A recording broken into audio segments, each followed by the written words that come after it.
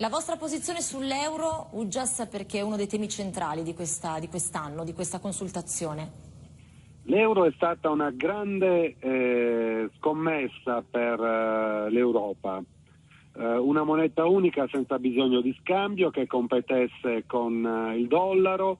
che liberasse le nostre economie, e in un primo momento ha rappresentato questo elemento positivo, consentendo all'Italia ad esempio di risparmiare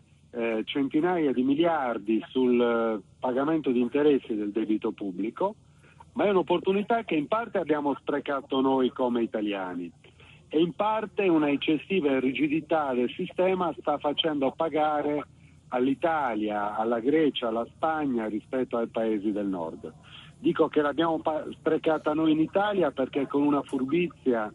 che sottolineo e metto tra virgolette furbizia perché tale non è stata, abbiamo svalutato del 50% la moneta, la lira, perché nel momento in cui l'Italia ha adottato l'euro con un cambio nominale di 1936,27 non ha rappresentato nella realtà il tasso di applicazione della moneta reale, perché certo. La domenica successiva la colonna del Totocalcio costava prima 1.000 lire, Sì.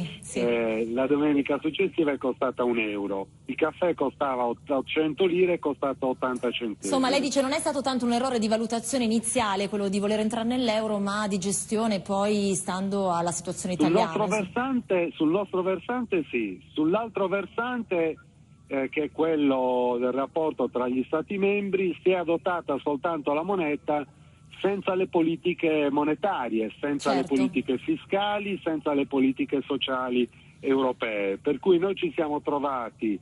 con una rigidità dell'euro alla quale non è corrisposta una omogeneità dei sistemi fiscali, per cui oggi noi paghiamo una differenza, e questo è uno dei nostri punti programmatici, cioè arrivare ad una armonia tra i sistemi fiscali. Diciamo, ci troviamo una Irlanda nella quale si paga il 12% e una fiscalità generale italiana che è oltre il 40%.